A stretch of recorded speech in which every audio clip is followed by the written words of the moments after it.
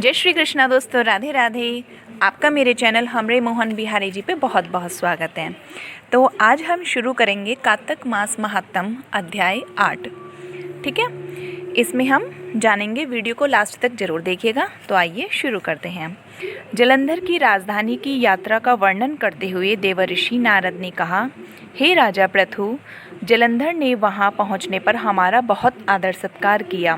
वह भक्तिभाव और श्रद्धा से हमारा पूजन करके विनती करने लगा और कहा, हे महाराज, कहिए आपका आगमन किस अभिप्राय से हुआ है और मेरे लिए क्या आज्ञा है। हमने कहा, दैत्यराज, मैं कैलाश पर्वत पर गया था। वहाँ शिवजी और पार्वती जी का वैभव देखकर मैं चकित रह गया। अब तीनों लोकों का भ्रमण करते हुए मैंने यहाँ आकर आपकी समृद्धि भी देखी है। आपकी और शिवजी की समृद्धि व वैभव में किसी प्रकार का कोई अंतर नजर नहीं आता, परंतु तुम्हारा वैभव स्त्री रहित है। कामदेव के शत्रु, शरीर पर भस्म लेपन करने वाले वीतरागी शिवजी के पास स्त्री रत्न के रूप में पार्वती जी हैं। यद्यपि तुम्हारे पास भी अनेक सुंदर स्त्रियां हैं, परंतु उनमें से एक भी ऐसी नहीं है जिसकी तुलना पार्वती जी से की जा सके। वो तो है ही, पार्वती जी तो दुर्गा देवी हैं, बहुत सुंदर, बहुत अत्यंत रूपवान हैं। अतः आपका सुंदर स्त्री से रहित यह अधूरा वैभव देखकर यही निश्चित हुआ कि शिव जी के पास सारे ब्रह्मांड में किसी का वैभव नहीं है। उनके पास पार्वती के रूप में ऐसी अनुपम स्त्री है जिसको देखकर ब्रह्मा जी ने अनेक अप्सराएं रची, परंतु एक भी पार्वती जी के समान नहीं बन सकी। नारद जी ने आगे राजा पृथु से कहा, हे राजन, मैं तो केवल इतनी बात कहकर वहां से चला आया, परंतु पार्वती जी की अपूर्व सुंदरता की बात सुनकर जलंधर कामदेव के ज्वर से पीड़ित हो गया। उसने उसी समय राहु को बुलाकर कहा कि तुम अभी कैलाश पर्वत पर जाकर शिव को हमारी आज्ञा सुनाओ।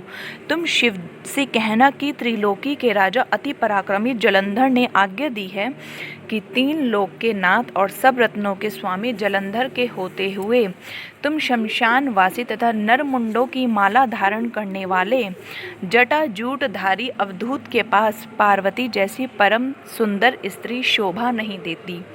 तीनों लोकों का स्वामी होने के कारण सभी रत्नों पर मेरा अधिकार है, क्योंकि पार्वती स्त्री रूप में रत्न हैं, अतः वे मेरे पास ही शोभित हो सकती हैं। दैत्यराज जलंधर की आज्ञा पाकर राहु उसी समय चंद्रमा के समान उज्ज्वल कैलाश पर्वत पर जा पहुंचा और अपनी भयानक दृष्टि से दैदीप्यमान कैलाश पर्वत को काला कर दिया।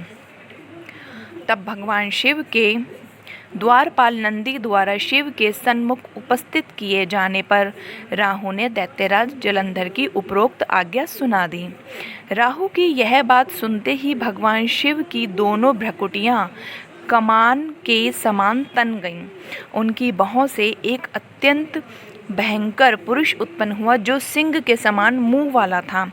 उसके लाल लाल अग्नि के समान विकराल नेत्र थे और सारे शरीर पर बड़े बड़े बाल खड़े हो गए थे।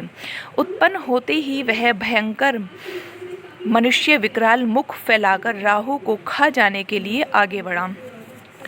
अब तो राहु भयभीत होकर कहने लगा, हे देवों के देव महादेव जी, मैं तो एक ब्राह्मण हूँ, दूसरे दूत के रूप में आया हूँ, अतः आप कृपा करके मुझे मत मारिए।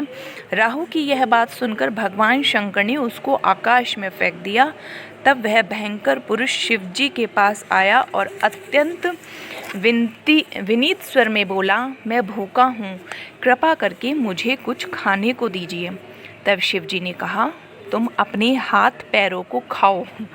शिवजी की आज्ञा पाते ही वह अपने हाथ और पैरों सहित सारे धड़ को खा गया।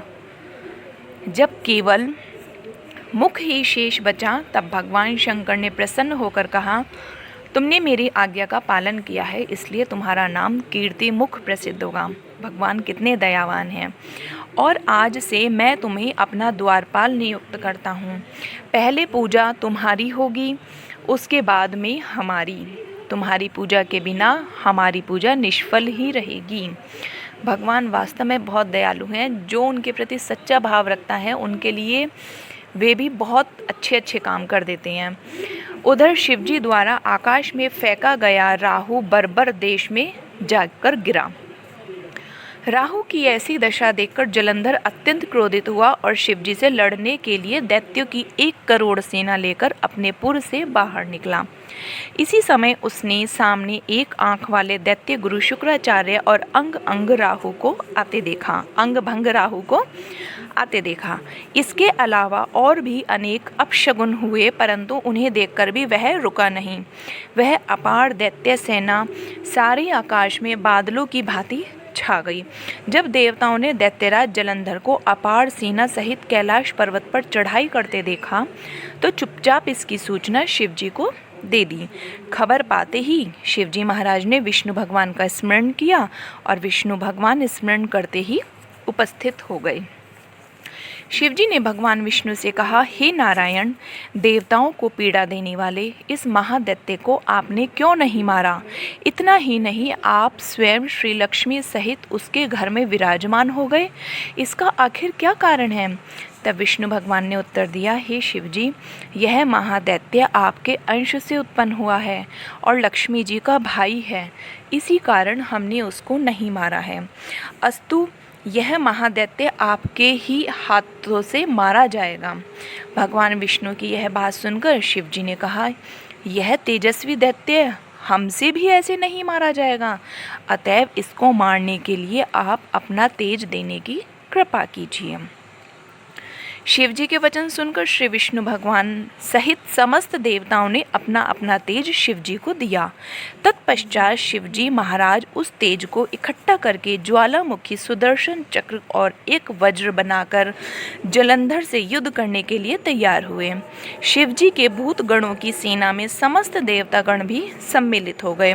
उधर जलंधर अपनी सेना सहित कैलाश के समीप जा पहुंचा और इधर कीर्तिमुख और नंदी सहित समस्त गण और देवताओं की सेना भी युद्ध के मैदान में आ डटी। देवताओं और जलंधर की सेना में ऐसा घोर संग्राम हुआ कि समस्त भूमंडल कंपायमान हो गया। युद्ध के मैदान में जितने दैत्य मरते, दैत्य गुरु शुक्राचार्य उन्हें अपनी संजीवनी विद्या से जीवित कर देते। यह दृश्य देख भूत आदि गणों ने शिवजी के समीप जाकर उनसे संपूर्ण वृतांत कहा। तब शिवजी ने कंदरा के समान मुख वाली महाभयंकर लाल जंघा नाम एक कन्या अपने मुख से उत्पन्न करी। लाल जंघा नामक एक कन्या अपने मुख से उत्पन्न की। वह कन्या हुंकार मारकर दैत्यों को अपने मुख में डालती श्री शुक्राचार्य जी को उठाकर अलोप हो गई। तब शिवगण निर्भय होकर दैत्य सेना को बुरी तरह मारने लगे। गणों की इस मार से व्याकुल होकर दैत्य सेना भाग खड़ी हुई। दैत्य सेना को इस प्रकार भागते देखकर जलंधर के सेनापति शुंभ, निशुंभ और कालनेमी ने आगे बढ़कर देव सेना पर प्रत्याक्रमण कर दिया। जब देवसेना दैत्यों की मार से विचलित हो उठी, तब गणेश जी और शुंभ का घनघोर संग्राम हुआ। दैत्यों को पराजित होते देख जलंधर स्वयं युद्ध क्षेत्र में आया। उसे देखकर वीरभद्र ने जलंधर पर अनेक प्रहार किए। तब जलंधर ने क्रोधित होकर अपना परिघ उस पर दे मारा और उसके रथ की ध्वजा काट दी। फिर उसने देवसेना पर भयंकर बाण वर्षा करके उसमें भगदड़ मचा दी। अपनी सेना की यह दशा देखकर स्वयं शिवजी नंदी पर सवार होकर युद्ध क्षेत्र में आए। उन्होंने तीव्र बाणों की वर्षा प्रारंभ की। जब शिवजी नंदी पर सवार होकर के आए तो उन्होंने तीव्र बाणों की वर्षा आरंभ कर दी। शिवजी के प्रहारों से दैत्य सेना इस प्रकार भागने लगी जैसे कार्तिक मास के व्रत के प्रभाव से पाप समूह भाग जाते हैं। उसी समय शिवजी ने बाणों से खड़ग रोमा का सिर काटकर पृथ्वी पर गिरा दिया। ठीक है। इसके पश्चात ज्यों ही जलंधर आगे बढ़ा, शिवजी ने उसके रथ के घोड़ों तथा सारथी को मार गिराया। तब जलंधर खड़ग हाथ में लेकर पैदल ही शिवजी की ओर दौड़ा। शिवजी ने तत्क्षण आगे बढ़कर एक मुक्का उसकी छाती में मारा, जिससे जलंधर अचेत हो गया। जब जलंधर ने देखा कि शिवजी अजय हैं, कोई उन्हें हरा नहीं सकता, तो उसने गंधर्व माया रची। गंधर्व तथा अप्सराएं युद्ध क्षेत्र में नृत्य और गायन करने लगी। शिवजी भी इस माया में फंसकर नाचने और गाने लगे। शिवजी को इस माया में फंसा हुआ देखकर जलंधर महादेव जी का रूप धारण करके पार्वती जी के पास गया देखो कितना छल मन में। और जलंधर शिवजी का रूप धारण करके पार्वती जी के पास गया और उनका सुंदर रूप देखकर कामांध हो गया। पार्वती जी शिवजी को आया देखकर खड़ी हो गईं, परंतु तुरंत ही इस राक्षसी माया को पहचानकर वहां से अंतर्ध्यान हो गईं। तब निराश जलंधर पुनः युद्ध क्षेत्र में आ गया।